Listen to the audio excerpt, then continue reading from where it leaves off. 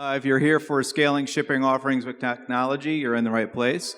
My name's Klaskow. I'm with Bloomberg Intelligence. For those that don't know, Bloomberg Intelligence is Bloomberg's research arm. I'm an analyst. I've been covering freight transportation logistics for Bloomberg and for other organizations better part of 16 years, pretty much cover all modes of transportation. I'm going to pass it down to this great panel that we have for you today. They're going to give a brief introduction, and then we're going to go into our discussions. So, Justin. How you doing? My name is Chris Fall. I'm with Petco, and I've done a various amount of supply chain functions over the last 11 years with the company. So my title right now is, eCommerce and Omni-Channel Fulfillment, and I think that's why I'm on this particular panel. But I love automation, I love warehousing, I love all distribution, geek out on Lean Six Sigma and those type of activities too. So thanks, guys. Justin Cramer, co-founder of ProShip, 22 years in the industry, over 300 deployments, customers ranges across 4 continents, from a couple hundred packages a day to 3.1 million packages per day, all small parcel shipment execution. Karen? Hi, Karen Baker, ShipperHQ. So we do shipping experience in checkout. We're the largest self-funded e-commerce shipping solution out there, and actually one of the largest software solutions in e-commerce that are self-funded. All right, great. So, I'm just going to, talk about, how people are using technology, and we have Chris here, who's obviously a shipper. So I'll start off with you, Chris. Could you just talk about, how you have started to leverage technology, not just, obviously it's not a new thing for you, but obviously during the pandemic. Is there anything that you did differently from a technology and automation standpoint? Yeah, I think going into some of the challenges that everybody experienced during the pandemic, and for us it was a lot of tailwinds, with all the pets being adopted and coming into the homes. When I think about technology during that point, there was several iterations prior to that helped us get to the point where we could actually execute during that time.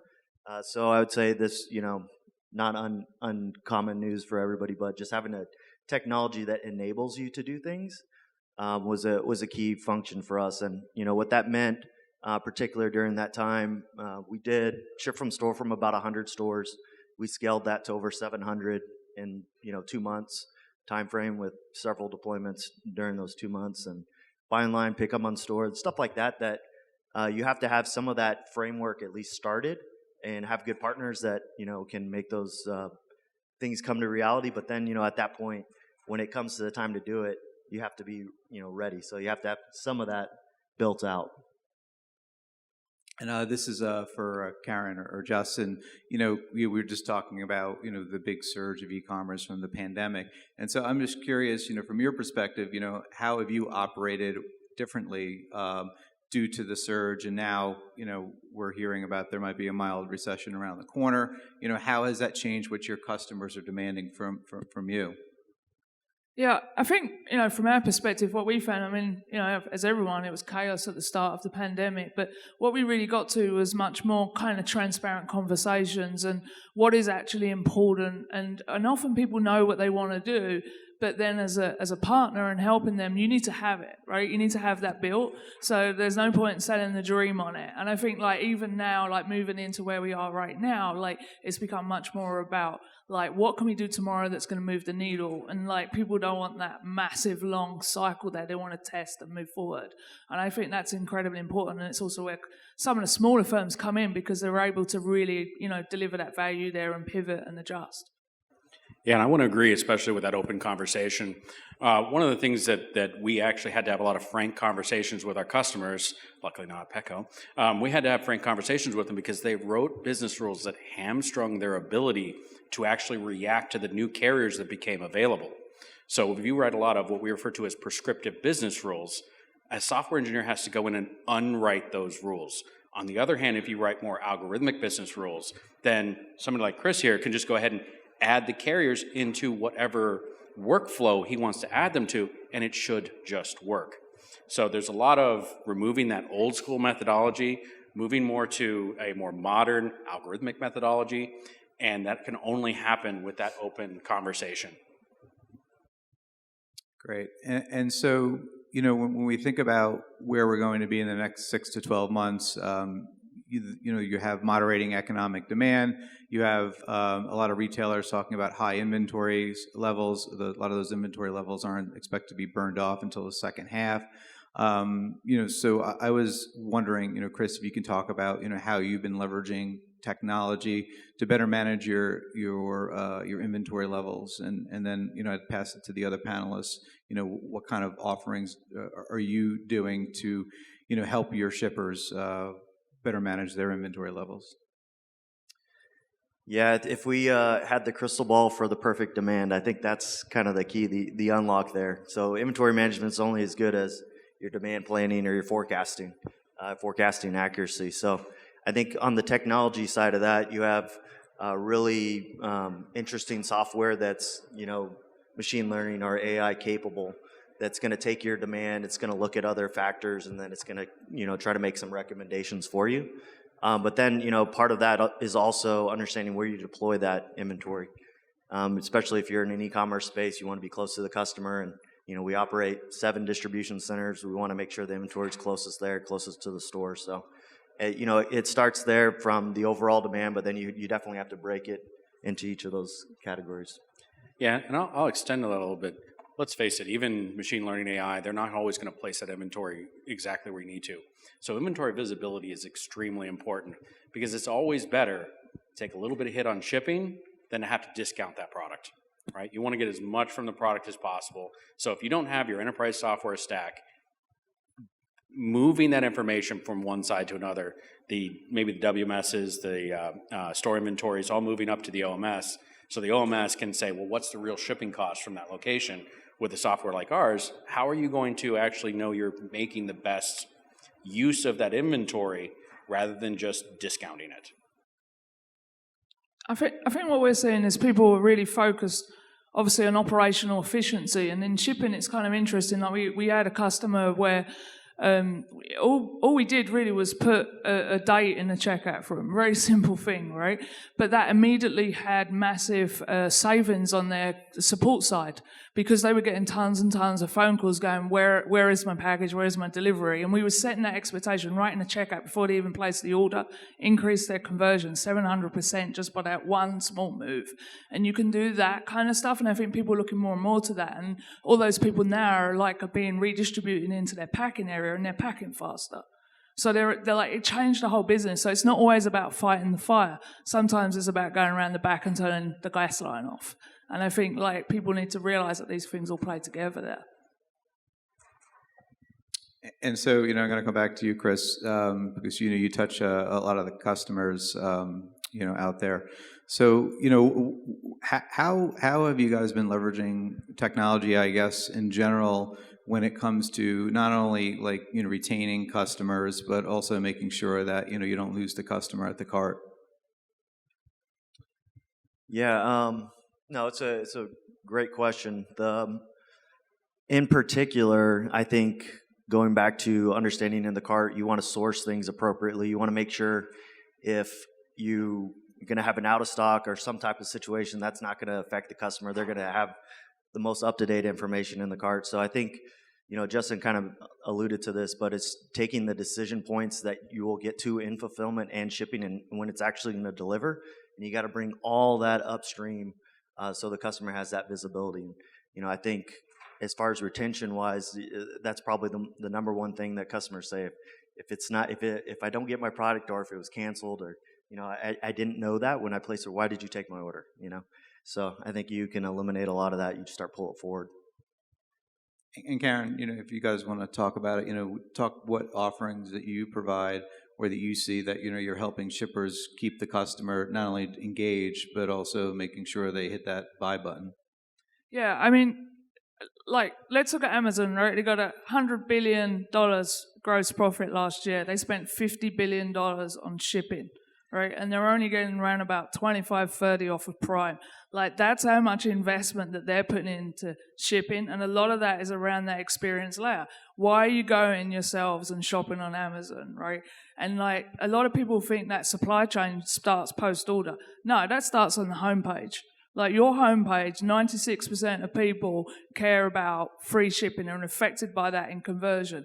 A quarter of the customers want next day shipping where you can upcharge it, right? They're influenced by all of that. There are strategies that you need to put in play. And if Amazon's spending half of their gross profits on worrying about this, people need to realize that maybe you need to worry about that as well. And I do think that sometimes with supply chain, we just go right the way over to the other side, and we need to start right that left side, right at the front of it.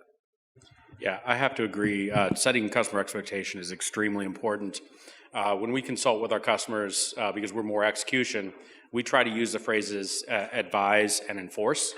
Now, advise starts all the way from the cart where you're actually setting that expectation. Now, of course, we all know as that order trickles through the enterprise software stack, things happen, right? You send it to a store, you have to boomerang it back because that store's busy. They realize they don't actually have that stock. It's damaged, something of that nature.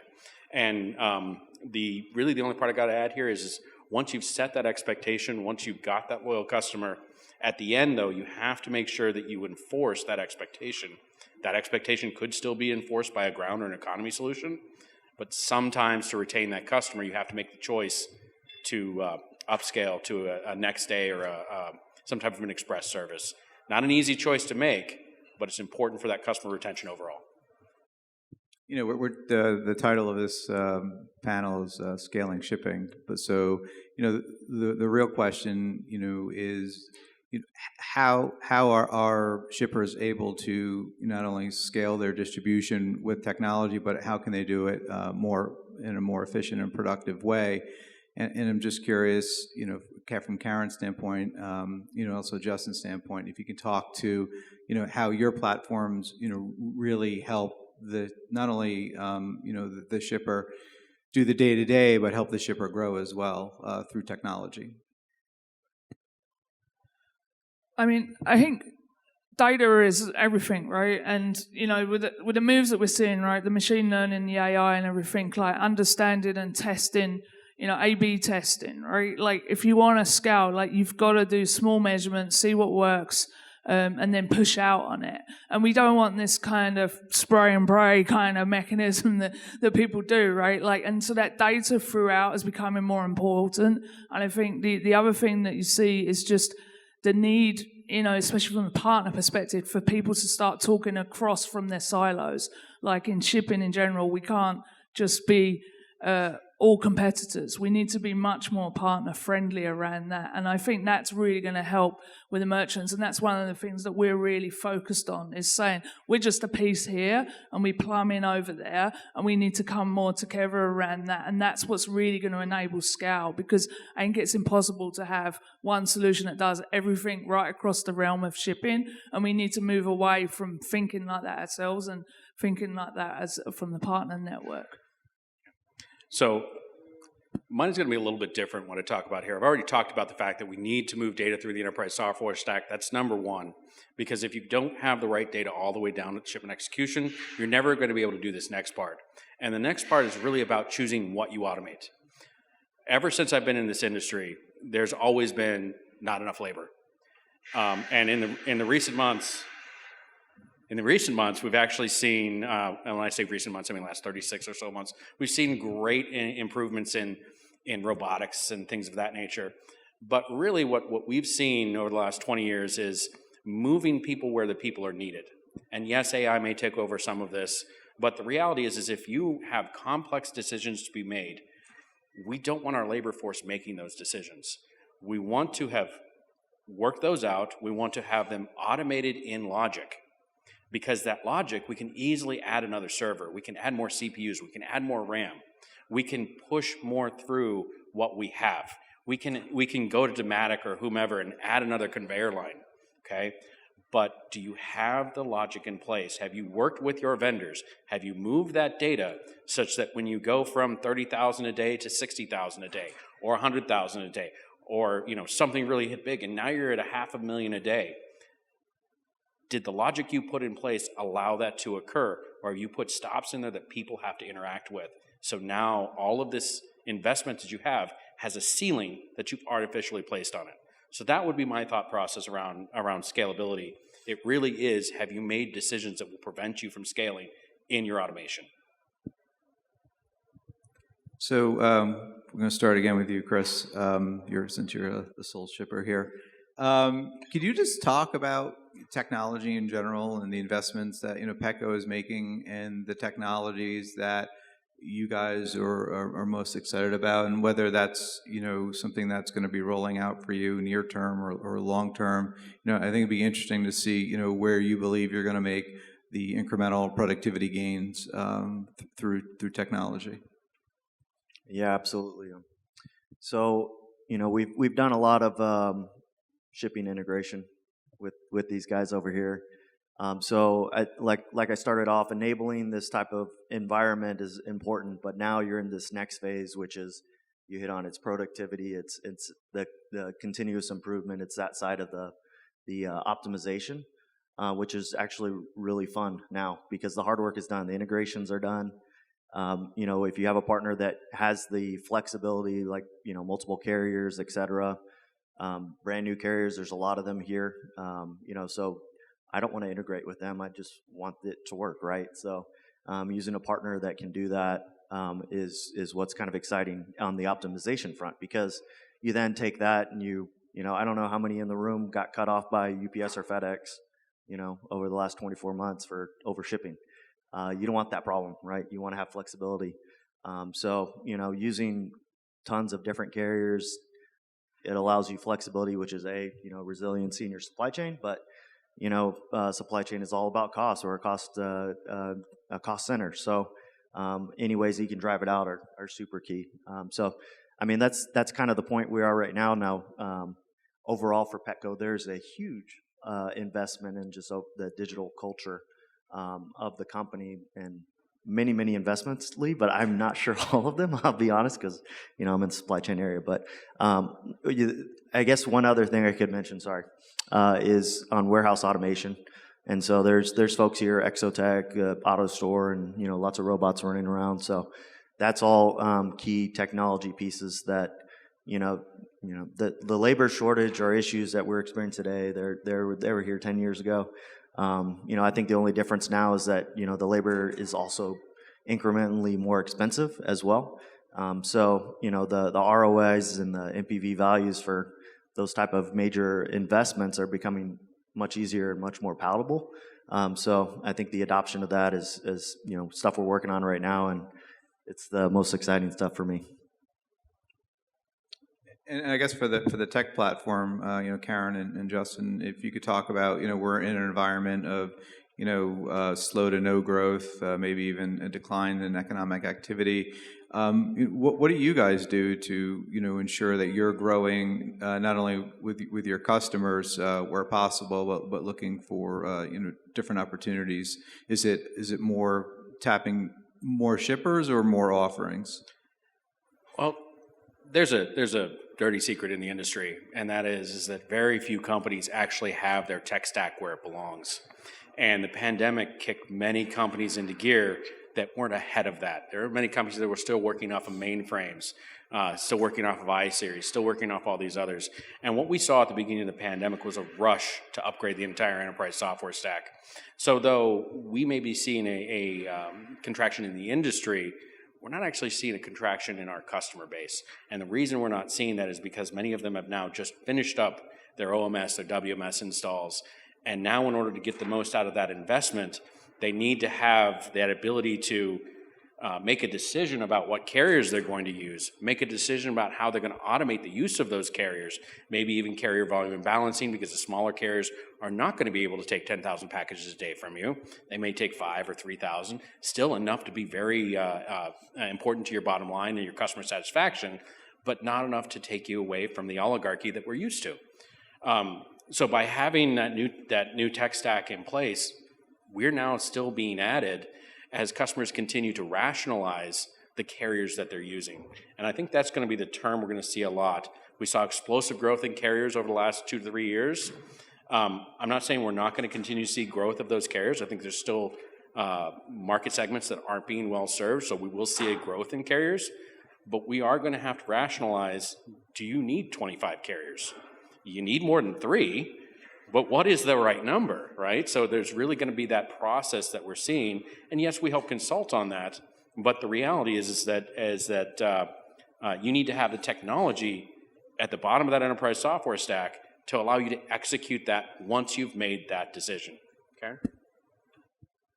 Yeah, I mean, honestly, I think it's just a bit calmer now, and I quite like that, right? Like, I think it's rush to do, right? And like, I actually think like 2023 is great in some ways, especially for strong companies that have got solid stuff in place, right? So I'm personally like really enjoying it at the moment, because I think like people are still buying online, and that move to online has happened, and that's where they're going, right? Like, that's what we're seeing, and that's not going back, right? Like, we're all doing it ourselves, right? And I think even in a recession, actually, we might give up going to the restaurant or spending so much on that kind of DoorDash or Instacart or something, but we're still going to shop online because we've got used to it, and we want the treats even more when we're a little bit down. We want to buy the chocolate and the ice cream, and we've got used now to buying that. So we're seeing that working well. I think what we're seeing from the kind of customer angle is to just get much more deeper in the analytics and much more around targeting different segments and even things like different times of day. So like going out with different offerings. So, if you go back a year, like time was greater than money, I would say, right? So people would just, throw this at it. Whereas now money is becoming greater than time a little bit more again. So that, people, when they're tightening their belts, will actually wait a bit longer for that shipment. Right? Like, so you can put a longer lead time on it, but then you can upsell. So like the whole free shipping thing is super interesting, and you can do that in specific segments as well. So if you're targeting late at night, you could go out, say, to the teenage segment. Early in the mornings, you might be going out to the kind of young mother segment, and you can start adjusting where you're charging different shipping pricing and start testing around with that. And that gets really powerful. And it's super interesting being a product CEO, actually working on that kind of stuff. And I think the strong will get stronger in 2023. So the people that really double down on kind of taking their time on their strategy as opposed to just rushing at something. So just, the stats that I've seen is that, e-commerce, because of the pandemic, was pulled ahead 3 to 5 years. And obviously when you have a recession or reduced demand, or people are buying services more, whatever you're going to call it, you're going to have a retraction, this year, but probably 2024 is going to be another growth year for e-commerce. So that's, I guess, good news for everybody. So I just had, again, more questions for Chris from the shipper standpoint. When you're looking at capacity, what are the things that you guys are looking for when looking to partner with somebody, and whether that's through some of these integrated systems, like we have on the panel with ProShip, or just going at individually. What are you guys looking for? Yeah, I mean, you definitely have a partner. I think that's very key, and you'll probably hear that from all the other shippers that are here, that you can't do this alone. You have to have partners that you can trust and you can lean on. I think some of the biggest ones, are in your technology space, because they are such a key enabler, keeps your business relevant to what's going on, and you have to be able to change quickly. So again, no shocking story here, technology is a key part, right? But definitely view it as a partnership, and you have to have that partnership mentality for it to succeed. And, at least I've been talking about the pandemic. I guess most people want to forget about it. But, pandemic, brought supply chain professional into the front office from outside the basement. Being at Bloomberg, I get to go on radio and TV more than I ever have. So it's been good for me. Maybe not good for the listeners or watchers. But so I'm just curious, Chris, since, within your organization, how has working within supply chains changed since pre-pandemic versus, what hit the fan to today, where things are more normalized? How have things changed for you within your organization?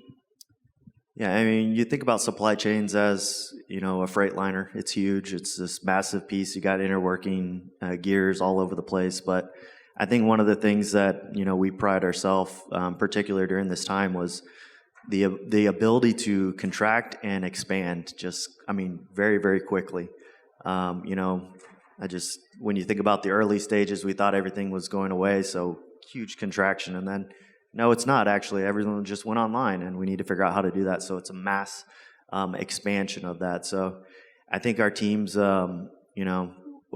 had to get under the covers, I think, on a little bit of the way our ERP works and our demand forecasting worked for inventory.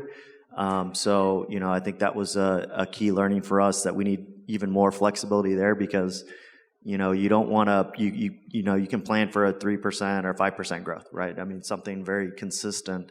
That's easy to plan for, but major swings in the business definitely were not planned for, and you had to react quickly too.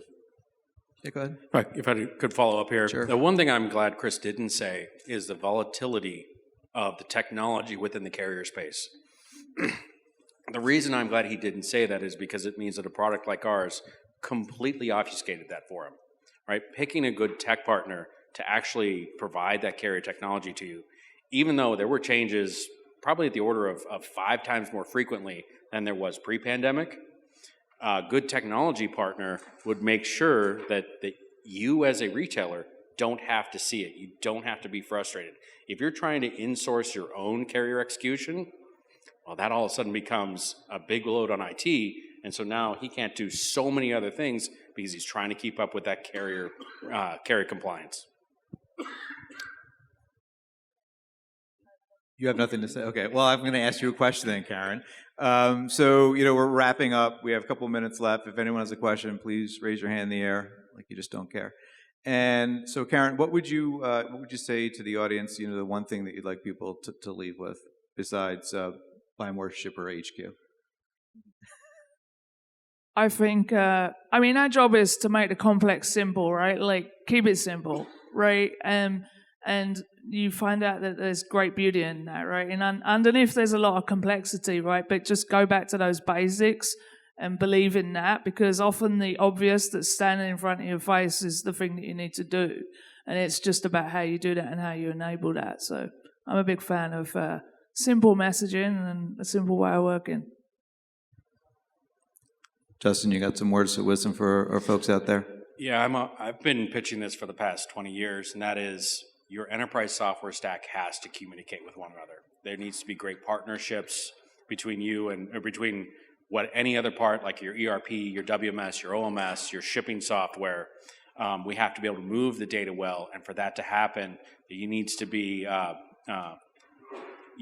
choosing vendors who are willing to talk with one another, because when they talk with one another, we find the solution that fits for you, not the one that we put in for this guy, right? Great solution, that doesn't mean it's your solution.